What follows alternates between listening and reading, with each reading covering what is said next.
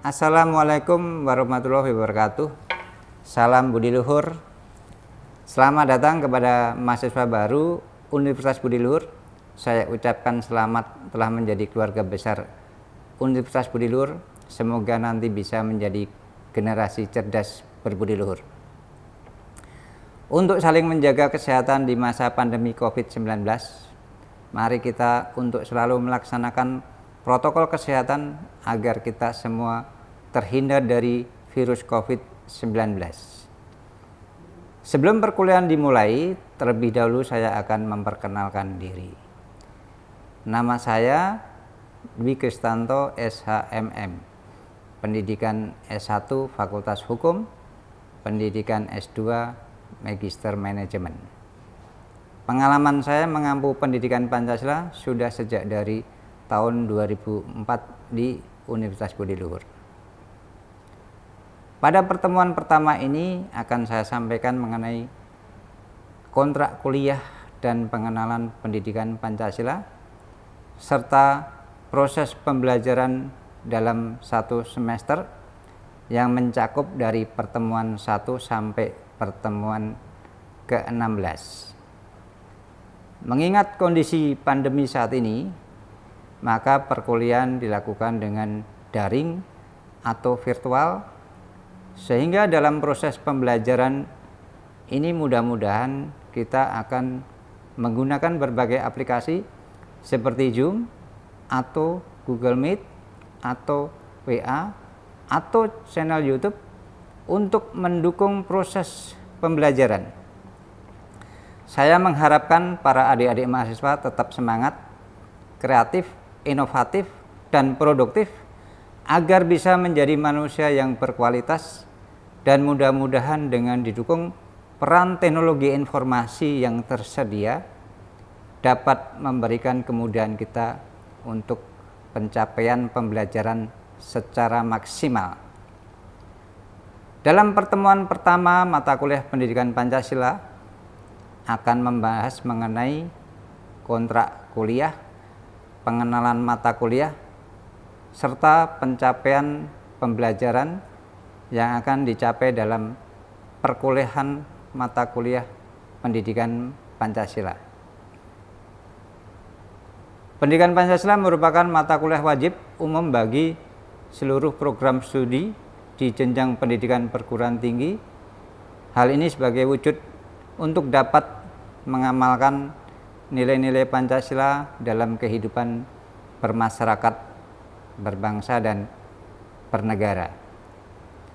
Untuk itu akan dijelaskan tentang proses pembelajarannya, tugasnya apa yang akan diberikan, apa saja yang harus dipelajari, serta tema-tema yang akan dipelajari dalam mata kuliah Pancasila.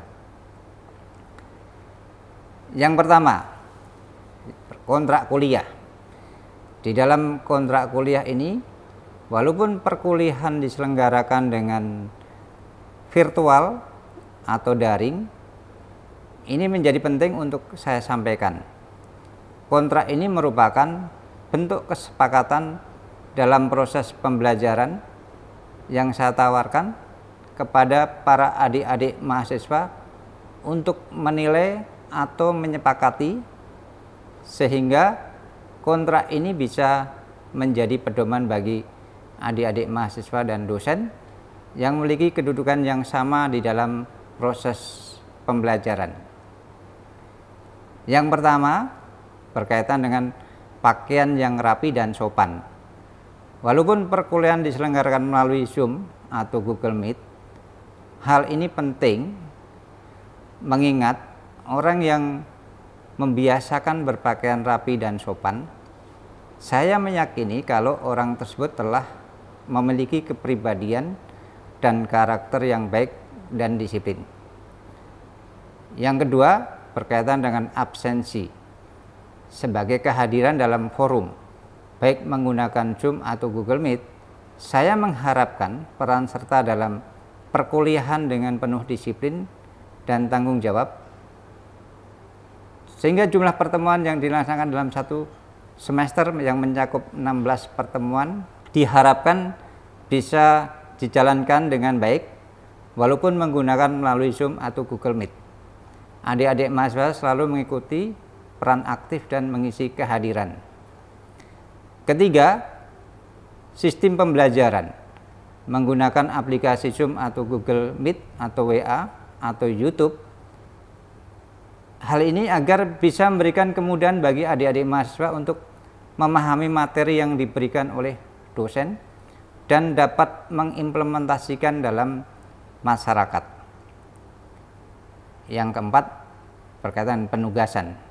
Penugasan ini bisa dalam bentuk individu dan kelompok, yang informasi yang lebih detailnya akan disampaikan di sesi pertemuan berikutnya. Khusus untuk pembentukan kelompok di awal perkuliahan ini memang diutamakan supaya kelompok bisa cepat dibuat dengan jumlah kelompok 5 orang. Kemudian penilaian untuk semester mencakup UTS, ujian akhir, dan tugas, baik tugas individu dan tugas kelompok. Semoga kontrak ini bisa disepakati bersama-sama baik dosen dan para mahasiswa agar proses pembelajaran bisa berjalan dengan baik dan maksimal. Poin yang kedua adalah berkaitan dengan sistem pembelajaran. Sistem pembelajaran itu mencakup ceramah, di sini menggunakan Zoom atau Google Meet atau YouTube yang berisi materi perkuliahan untuk penyampaikan informasi tentang perkuliahan dan juga untuk penguatan pemahaman terkait dengan mata kuliah. Diskusi dan kerja kelompok bisa menggunakan Zoom atau Google Meet agar diskusi kelompok, presentasi kelompok, dan penyelesaian tugas kelompok dapat berjalan secara efektif. Penugasan kelompok atau individu dengan belajar mandiri dan kelompok tugas individu mengerjakan dalam bentuk mengerjakan kuis, dan tugas kelompok dengan presentasi dari hasil pembelajaran kelompok berdasarkan tema-tema yang akan ditentukan di kemudian hari. Deskripsi mata kuliah pendidikan Pancasila yang akan diberikan dalam satu semester. Yang pertama adalah pengantar pendidikan Pancasila. Di dalam pengantar pendidikan Pancasila membahas mengenai kebijakan pembangunan bangsa, landasan hukum, kerangka konseptual, visi dan misi tujuan pendidikan Pancasila, serta memahami konsep, hakikat, dan perjalanan pendidikan Pancasila di Indonesia. Yang kedua, membahas mengenai Pancasila dalam kajian sejarah. Materi yang diberikan menyangkut membahas sejarah bangsa Indonesia dalam perumusan Pancasila yang mengalami dinamika yang kaya dan penuh tantangan, dan menghindari dari anggapan bahwa Pancasila merupakan produk rezim Orde Baru. Yang ketiga, Pancasila sebagai dasar negara. Membahas mengenai Pancasila sebagai dasar negara Republik Indonesia dengan berbagai rasionalitas, mengingat peraturan perundang-undangan yang mengatur organisasi negara, mekanisme penyelenggara negara, hubungan antar warga negara dengan negara harus sesuai dengan nilai-nilai Pancasila. Yang keempat, mengenai Pancasila sebagai sistem filsafat yang membahas nilai-nilai filosofis yang menjadi identitas bangsa Indonesia sehingga dapat bersikap inklusif, toleran, dan gotong royong dalam keragaman agama dan budaya sesuai dengan karakter Pancasila. Kelima, Pancasila sebagai ideologi negara, membahas Pancasila sebagai ideologi bangsa dan negara yang sangat cocok untuk bangsa Indonesia karena sistem yang diyakini setiap warga negara tersebut terbentuk melalui proses yang melibatkan berbagai sumber seperti kebudayaan, agama, dan pemikiran para tokoh. Yang keenam, Pancasila sebagai sistem etika, membahas etika serta hubungannya etika dengan moral, agama, dan hukum yang bisa dapat mengaktualisasi nilai-nilai Pancasila dalam bentuk pribadi yang soleh secara individu, sosial, dan alam. Yang ketujuh, Pancasila sebagai dasar nilai ilmu pengetahuan, membahas mengenai kemajuan ilmu pengetahuan dan teknologi yang pesat yang harus disesuaikan dengan Pancasila sebagai dasar nilai pengembangan ilmu yang religius, ilmu yang humanis, dan ilmu yang membangun bangsa. Kedelapan, demokrasi konstitusional berdasar Pancasila yang membahas mengenai demokrasi berdasarkan Pancasila yang menyangkut hakikat demokrasi, ciri demokrasi Pancasila, dan dapat mengimplementasikan demokrasi Pancasila yang mewujudkan masyarakat adil dan makmur.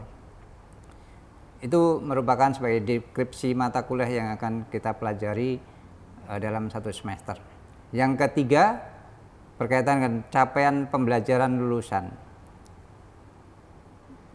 Capaian yang akan dicapai di dalam mata kuliah pendidikan Pancasila ini adalah berperan sebagai warga negara yang bangga dan cinta tanah air, memiliki rasa nasionalisme, serta tanggung jawab pada negara dan bangsa untuk menjaga kedaulatan negara.